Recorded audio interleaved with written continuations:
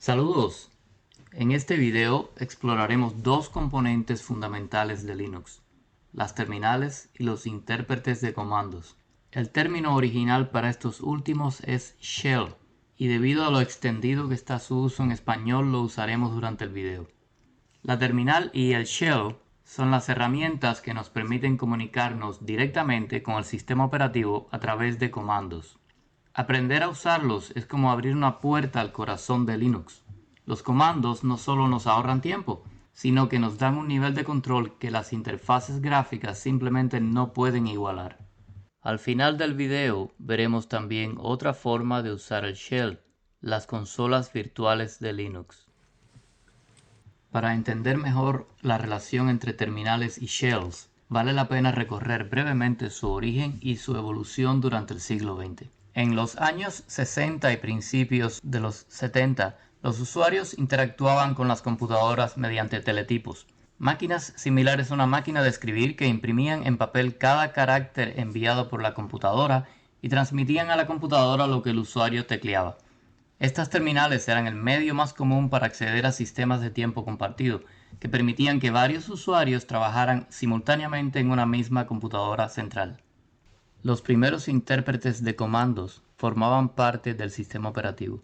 En 1969 se creó el sistema operativo Unix en los laboratorios Bell y en 1971 apareció el primer shell para Unix, conocido como Thomson Shell, porque fue desarrollado por Ken Thompson. El comando sh invocaba al shell. A diferencia de intérpretes anteriores, los shells eran programas separados que actuaban como una cáscara alrededor del núcleo del sistema operativo, de ahí su nombre. Posiblemente la innovación más importante del shell de Thomson fueron los operadores de redirección que permitieron enviar la salida de un comando a un archivo y usar un archivo como entrada, en lugar de depender únicamente del teclado y el teletipo. Durante los años 70 y 80, los teletipos fueron reemplazados por terminales de video que mostraban texto en pantalla. Esto hizo la interacción más rápida y flexible, aunque la conexión seguía siendo física mediante cables.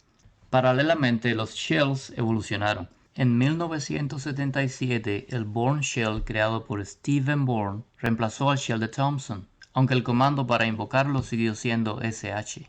Este nuevo shell añadió un lenguaje más completo y características que aún hoy son esenciales, como la posibilidad de escribir programas llamados scripts para automatizar tareas. Después del Bourne Shell llegaron otros como C Shell, Korn Shell y más tarde Bash, que actualmente es muy popular en sistemas Linux. Con la introducción de entornos gráficos en los años 80 y su popularización en los 90, las terminales dejaron de ser dispositivos físicos y pasaron a ser programas que emulan el comportamiento de las terminales clásicas, ahora dentro de una ventana en la pantalla. La separación original entre terminal y shell no ha cambiado. Cerramos este resumen histórico con una tabla que muestra datos de los shells más importantes, que puede ser útil como referencia para quienes deseen aprender más sobre los distintos shells. Sin embargo, para la mayoría de los usuarios de Linux, lo más importante será tener en cuenta los conceptos claves que hemos presentado aquí. Un shell es un programa que interpreta y ejecuta comandos, lo que nos permite expandir nuestras capacidades para controlar el sistema. Una terminal es actualmente un programa en una ventana que maneja la entrada y salida de texto y que usamos para interactuar con uno o más shells. Por último, existen varios shells que pueden usarse en distribuciones de Linux, pero Bash es altamente recomendado porque es muy popular y viene instalado por defecto en la mayoría de las distribuciones. Veamos dos formas en las que podemos interactuar con un shell en Linux Mint, que es una distribución basada en Ubuntu. Primeramente usaremos una terminal para interactuar con el shell. Para abrir una terminal en Linux Mint y muchísimas otras distribuciones, podemos hacer clic con el botón derecho del ratón en el escritorio y abrir en un terminal. Esto llama a la aplicación de terminal de la distribución. Esta aplicación muestra una sesión con el shell. Esta parte acá se llama prompt y básicamente sirve para brindarnos información sobre qué usuario está usando la computadora en estos momentos, el nombre de la computadora y el directorio donde nos encontramos. El prompt nos indica que el shell está listo para recibir nuestros comandos. El símbolo de dólar que aparece aquí es también parte del prompt. Nos indica que somos un usuario regular del sistema y podemos escribir nuestros comandos a partir de este símbolo. La terminal, como muchas otras aplicaciones, permite configurarse a través de preferencias.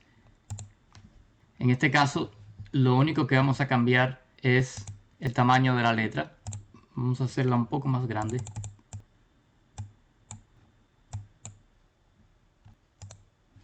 Vamos a usar dos comandos bien sencillos para interactuar con el shell. El primero es pwd, que nos va a decir cuál es nuestro directorio de trabajo actual. Y el otro comando, que también es muy sencillo y muy útil, es ls, que nos va a decir qué hay en este directorio. En este momento está vacío, por eso no muestra nada.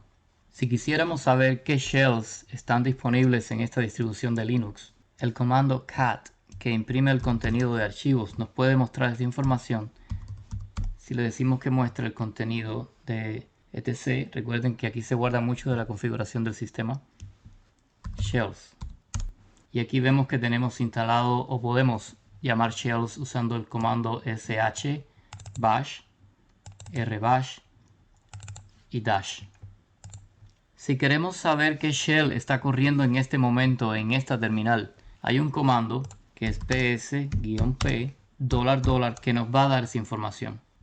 Aquí vemos que actualmente estamos ejecutando el shell bash. En otros videos veremos estos comandos y otros comandos en mucho más detalle. Por ahora esto es solo un ejemplo.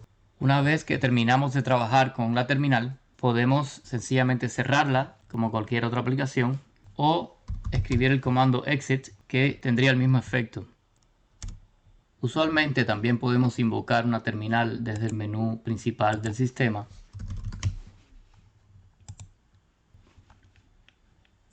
O a través de un enlace directo en la barra de tareas.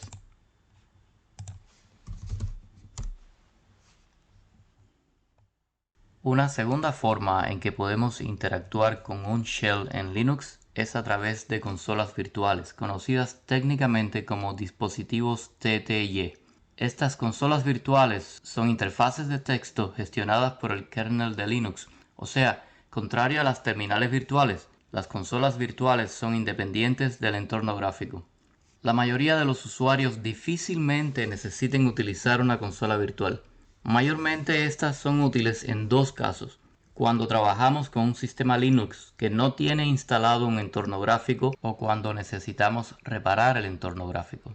La mayoría de las distribuciones de Linux proveen 6 consolas virtuales. Cómo acceder a cada una de ellas depende de la distribución. En distribuciones basadas en Ubuntu como Linux Mint, usualmente se usan las combinaciones de teclas Control Alt F1 hasta F6 y la combinación Control Alt F7 nos regresa al entorno gráfico. Concluimos este video demostrando brevemente el acceso a consolas virtuales usando Linux Mint. Nos encontramos nuevamente en Linux Mint. Presionamos Control Alt F3 para salir del entorno gráfico y entrar a la consola virtual número 3. Aquí iniciamos una sesión de usuario, lo que nos da acceso al prompt del shell. Ejecutemos dos comandos rápidamente. pwd para saber dónde estamos. Estamos en el home del usuario. Y el comando who, que nos dirá quiénes están actualmente usando el sistema. Aquí vemos que el usuario R. Ramírez tiene sesiones abiertas en TTY3 y TTY7. Exit para salir de esta sesión y Control Alt F7 nos regresa al entorno gráfico.